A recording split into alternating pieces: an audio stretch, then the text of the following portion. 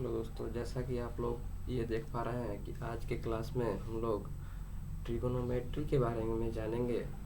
और आज हमारा फर्स्ट क्लास है और इस लॉकडाउन को देखते हुए मैंने सोचा ये कि क्यों ना ऑनलाइन ही क्लास कराया जाए और बच्चों का कुछ इससे हेल्प हो जाएगा। तो यही सोच के फिर मैं आज फर्स्ट क्लास ट्रिगोनोमेट्री से स्टार्ट कर रहा हूँ। क्लास 11th के लिए है ये। ठीक है, तो चलिए हम थोड़ा जानते हैं इसके बारे में। तो देखिए, ये जो ट्रिगोनोमेट्री है ना, ये ट्रिगोनोमेट्री ये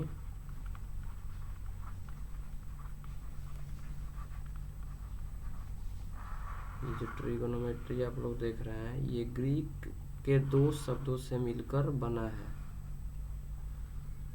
ये दो शब्दों से मिलकर बना है। एक होता है ट्रिगोन और दूसरा होता है मेट्रॉन।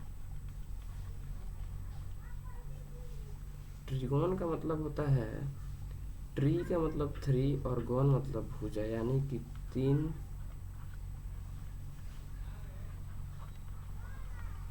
भुजाएं। और मेट्रॉन का मतलब होता है बच्चों मापन। तो इस अर्थ से मुझे पता चलता है कि ट्रिगोनोमेट्री का मतलब होता है कि तीनों भुजाओं को मापना। यानी कि ट्रिगोनोमेट्री गणित की वह शाखा है जिसके अंतर्गत हम उसकी त्रिभुज की भुजाओं का मापन करते हैं। समझ रहे हैं? तो ठीक है, तो तीनों भुजाओं का मापन हम करते हैं, उसे ट्रिगोनोमेट्री कहते हैं। अब ट्रिगोनोमेट्री में हम लोग कोण के बारे में जानते हैं। कोण और भुजाओं के मध्य संबंध स्थापित करते हैं।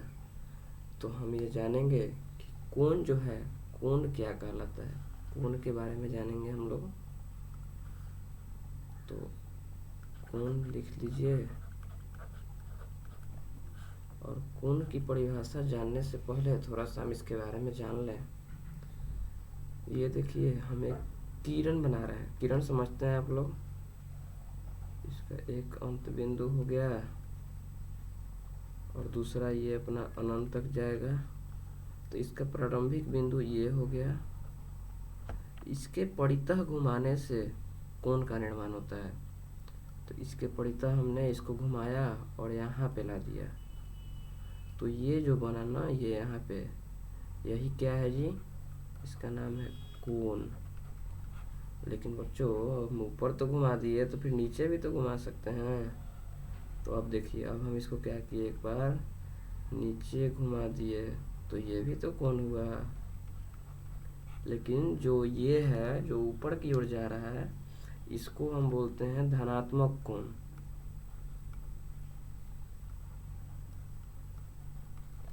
ये हो गया धनात्मक कोण। इसकी दिशा इधर है, यानी कि आप लोग घड़ी के बारे में जानते हैं। घड़ी, तो घड़ी की जो सुई होती है ना, वो दक्षिणावर्त घूमती है। यानी कि तो घड़ी की विपरीत दिशा में अगर कोण बन रहा है तो उसे हम कहेंगे धनात्मक कोण। और घड़ी की दिशा में अगर बन रहा है तो उसे कहेंगे हम ऋणात्मक कोण। ठीक है, तो इसके आगे हम चलते हैं। ये धनात्मक कोण और ऋणात्मक कोण की बात हो गई। हाँ, तो देखिए, यहाँ पे किरण था और इसके प्रारंभिक बिंदु के परितः घुमाने से मुझमें कोण का निर्माण हुआ। तो इस प्रकार से हम कह सकते हैं कोण का परिभाषा कि किसी किरण को उसके प्रारंभिक बिंदु के परितः घुमाने से कोण बनता है। ठीक है, ये हो गया, इसका डिफिनीशन हो गया कि किसी किरण को उसके प्रारंभिक बिंदु के परितः घुमाने से कोण बनता है। यानी ये हो गया इसका प्रारंभिक बिंदु हो गया, ये देख रहे हैं आप लोग, और ये किरण एक है। तो ये जो किरण है, किरण के घड़ी के विपरीत दिशा में जा रहा है, विपरीत दिशा में इसको घुमा रहे हैं, तो धनात्मक कोण का निर्माण हो रहा है। और घड़ी के विपरीत, घड़ी की दिशा में जा रहे हैं तो ऋणात्मक कोण का निर्माण हो रहा है। समझ रहे हैं आप लोग? तो चलिए अब हम थोड़ा नेक्स्ट स्लाइड पे चलते हैं।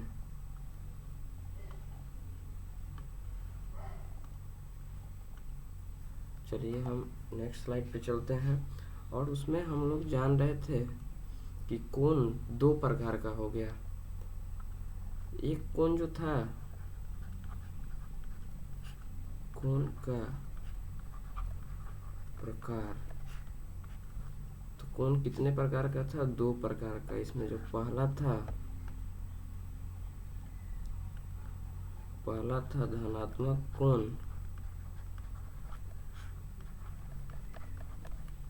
और दूसरा था ऋणात्मक कोण।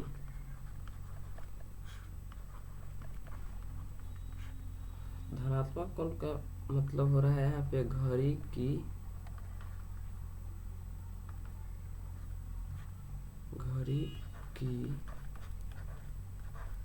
विपरीत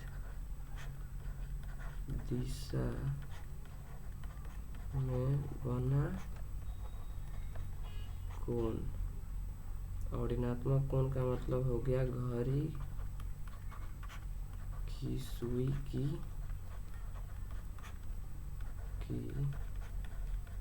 दिशा में बना कोण। तो ये हम समझ गए, और इसका एक और चित्र बना लेते हैं फिर से, और उसको दिखा देते हैं कि हाँ यही है धनात्मक कोण और ये है ऋणात्मक कोण। देखिए बच्चों, ये हो गई किरण के हम अब ऊपर की ओर जा रहे हैं, यानी घड़ी के विपरीत दिशा में जा रहे हैं, यानी इस दिशा में हम जा रहे हैं। तो ये जो बना वो धनात्मक कोण बना। और देखिए अब हम घड़ी की दिशा में एक बार इसी को घुमा रहे हैं, तो यहाँ पे ऋणात्मक कोण बन गया। ये हो गया ऋणात्मक कोण। तो इस डायग्राम को भी आप लोग उतार लीजिए। तो आप लोग कोण के बारे में जान गए कि कोण जो होता है वो किरण के प्रारंभिक बिंदु के परितः घुमाने से, या फिर वो वामावर्त हो या दक्षिणावर्त हो, घड़ी की जो विपरीत दिशा होती है उसको हम कहते हैं वामावर्त। तो कहीं कहीं बुक में लिखा होता है कि वामावर्त में बनाया गया कोण। और जो घड़ी की सुई की दिशा होती है उसे हम बोलते हैं दक्षिणावर्त। इसको हम लोग ऐसे भी समझ सकते हैं कि ये रहा मेरा दाहिना हाथ, यानी कि दायां, दक्षिणावर्त, ऐसे करेंगे तो दक्षिणावर्त, और ये है वामावर्त यानी कि बायां। तो बायां हाथ की दिशा में इधर जा रहा है कोण तो वामावर्त, और इधर जा रहा है तो दक्षिणावर्त। तो ठीक है, हम इतना समझ गए कि धनात्मक कोण ऋणात्मक कोण क्या होता है, वामावर्त बन रहा है धनात्मक कोण, दक्षिणावर्त बन रहा है तो ऋणात्मक कोण। कोण क्या है ये भी जान गए, त्रिकोणमिति क्या है, इसमें क्या पढ़ते हैं ये भी हम जान गए। तो अब हम आगे की ओर चलते हैं और जानेंगे कोण के मापन की पद्धतियाँ। यानी कोण को कहीं डिग्री में मापा जाता है, तो कहीं रेडियन में, तो कहीं ग्रेड में, तो आखिर ये होता क्या है, तो इसके बारे में हम थोड़ा सा जानेंगे। तो चलिए हम चलते हैं आगे की ओर। तो और मेरा टॉपिक हो रहा है यहाँ पे कोण को मापने की पद्धतियाँ। कोण मापने की पद्धतियाँ 3 होती है। पहला षट दशांशक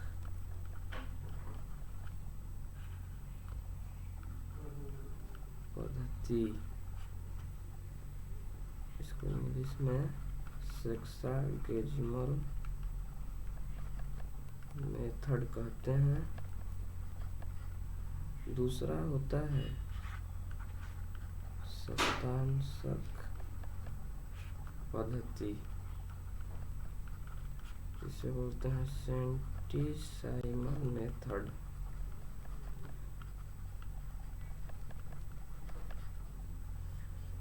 तीसरा होता है रेडियन पद्धति या वृत्तीय पद्धति, और इंग्लिश में इसको बोलेंगे रेडियन मेथड। तो यहाँ पे हम देख रहे हैं कि कोण को मापने की 3 पद्धतियाँ होती है। पहला षट दशांशक पद्धति, जिसको इंग्लिश में सेक्सागेजिमल मेथड बोलते हैं। दूसरा है शतांशक पद्धति, जिसे सेंटिसाइमल मेथड कहते हैं। और तीसरा है रेडियन पद्धति, जिसे वृत्तीय पद्धति भी कहते हैं, और इंग्लिश में इसको रेडियन मेथड या सर्कुलर मेथड भी बोलते हैं। तो अब हम इन तीनों में एक एक कर बारी बारी से तीनों के बारे में जानने की कोशिश करेंगे। तो चलते हैं हम नेक्स्ट स्लाइड पे अपने।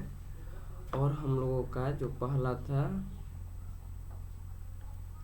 ये जो पहला था ना, उसका क्या नाम था जी बच्चों? षट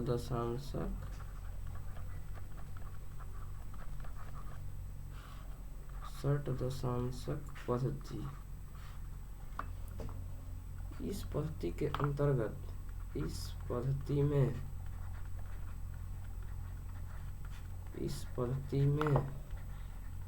कोण को डिग्री में मापा जाता है। डिग्री में मापा जाता है, समझ रहे हैं कि षट दशांशक पद्धति में कोण को डिग्री में मापा जाता है। और ये जो 1 डिग्री होता है ना, 1 डिग्री जो होता है वो 60 मिनट के बराबर होता है। इसी को हम 60 को मिनट को ऊपर एक ऐसे करके दिखला देते हैं। तो 1 डिग्री में कितना हो गया? 60 मिनट। और 1 मिनट, ये किसका चिन्ह है? मिनट का। 1 मिनट में 60 सेकेंड। सेकेंड में यहाँ पे 2 ऊपर में 2 हो जाता है, तो ये हो गया डिग्री। 1 डिग्री में 60 मिनट और 1 मिनट में 60 सेकेंड, तो ये हो गया षट दशांशक पद्धति। अब देखिए लास्ट में हम लोग जाके तीनों में एक संबंध स्थापित करेंगे। फिलहाल हम लोग थोड़ा थोड़ा इसके बारे में जान लिया जाए कि ये सब होता क्या है, थोड़ा थोड़ा जान लिया जाए। तो अब हम जानेंगे दूसरा शतांशक पद्धति। शतांशक पद्धति, इंग्लिश इसका हम पहले ही बता चुके हैं, सेंटिसाइमल मेथड। देखिए अब इस पद्धति में कोण को ग्रेड में मापा जाता है। ग्रेड में मापा जाता है, समझ रहे हैं आप लोग। और इसके अंतर्गत जो है एक ग्रेड में, इसके अंतर्गत एक ग्रेड यानी कि इसको जी से भी सूचित करते हैं। एक ग्रेड में 100 मिनट होता है। ये तो ठीक है, बट इसका जो है ना 1 मिनट, तो इसका 1 मिनट 100 सेकंड के बराबर होता है। ये देखिए कितना अजीबोगरीब बात है। इसमें 1 मिनट 60 सेकंड के बराबर था, और देखिए शतांशक पद्धति में 1 मिनट 100 सेकंड के बराबर हो गया। तो इसको आप लोग हमेशा ध्यान में रखिएगा, इसमें बहुत कंफ्यूजन होता है इसमें। ठीक से देखिए, ऐसे भी नाम से भी पता चलता है कि यहाँ पे क्या लिखा है, षट। यहाँ पे षट दशांशक, षट मतलब 6 होता है यानी कि, और दशांश यानी कि 60। नाम से भी पता चल रहा है षट दशांशक पद्धति में 1 मिनट 60 सेकंड के बराबर होगा, और शतांशक पद्धति में 1 मिनट 100 सेकंड के बराबर होगा। अब हम जानते हैं रेडियन पद्धति। रेडियन पद्धति, थोड़ा कलर चेंज कर ले रहा है इसको। ये हो गया कलर अपना रेडियन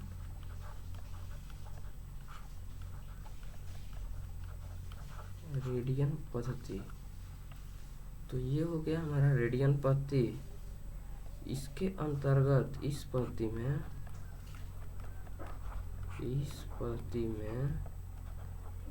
कोण को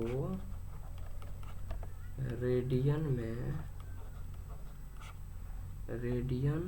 में मापा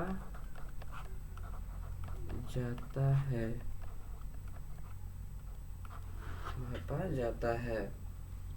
तो ये था रेडियन। रेडियन के बारे में हम लोग थोड़ा सा जानेंगे कि रेडियन होता क्या है। ये रेडियन स्लाइड लेना पड़ेगा, तो हम एक स्लाइड ले रहे हैं। और देखिए यहाँ पे रेडियन के बारे में हम लोग जान रहे थे। तो बॉल पॉइंट पेन और ये हो गया अपना। अब देखिए रेडियन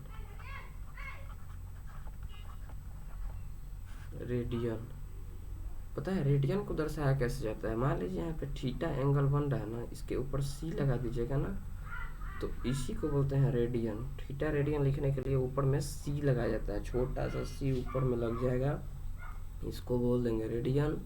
अब देखिए इसको हम सर्कुलर मेथड भी बोलते हैं, यानी कि एक सर्कल है। देखिए ये सर्कल बनाने की कोशिश की गई है यहाँ पे।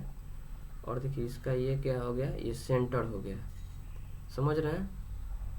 और इस सर्कल है तो इसकी कुछ ना कुछ त्रिज्या भी होगी, तो ये त्रिज्या हो गई आर। अब मान लीजिए ये त्रिज्या यहाँ पे घूमते घूमते यहाँ पे भी तो त्रिज्या होगा, तो ये भी आर होगा। और जो ये बनेगा ना एल बने का होता है चाप, अर्क। और जो कोण बनेगा यहाँ पे, अब इसको हम लोग रेडियन में जब लिखना होगा ना, तो थीटा, मान लीजिए यहाँ पे थीटा रेडियन का कोण बन रहा है, तो थीटा रेडियन को क्या लिखेंगे, एल बटे आर लिखते हैं कि चाप बटे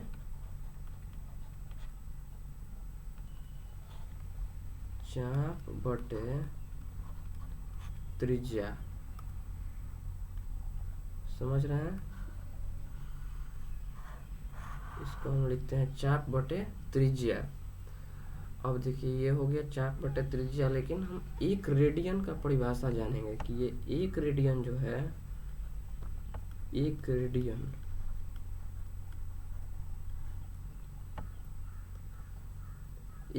के बारे में हम परिभाषा जानेंगे। तो अब देखिए यहाँ पे हम लोग थीटा रेडियन में एल और आर का अनुपात निकाले हैं, तो ये रेडियन है। अगर एल और आर आपस में बराबर हो जाए तो दोनों एक दूसरे को काट देंगे और इसका एक हो जाएगा, यानी एक रेडियन आ रहा है एल अपॉन आर करने पे। तो अब यहाँ पे वही बात है कि जब चाप त्रिज्या के बराबर हो जाए, यानी मान लीजिए यहाँ पे लिख रहे हैं हम किसी वृत्ताकार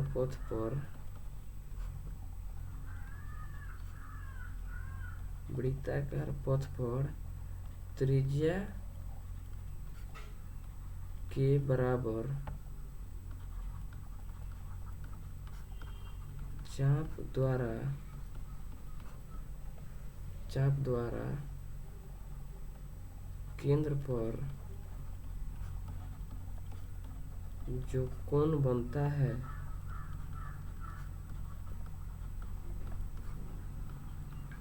उसे एक रेडियन कहते हैं। समझ रहे हैं आप लोग। तो ये हो गया एक रेडियन का परिभाषा, यानी एक वृत्ताकार पथ है, ये देख ही रहे हैं आप लोग। और इसमें जितना इसकी त्रिज्या है उतना ही चाप लेंगे, जब चाप लेंगे तो केंद्र पर कुछ ना कुछ कोण बनाएगा। जब कुछ ना कुछ कोण बनाएगा तो वो एक दूसरे से कट जाएगा, और एक रेडियन का कोण कितने का कोण बनाएगा। अगर मान लीजिए आपसे ऑब्जेक्टिव में ही पूछा जा रहा है कि अगर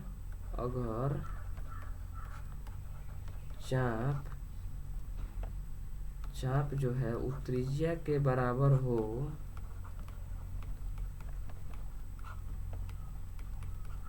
तो कोण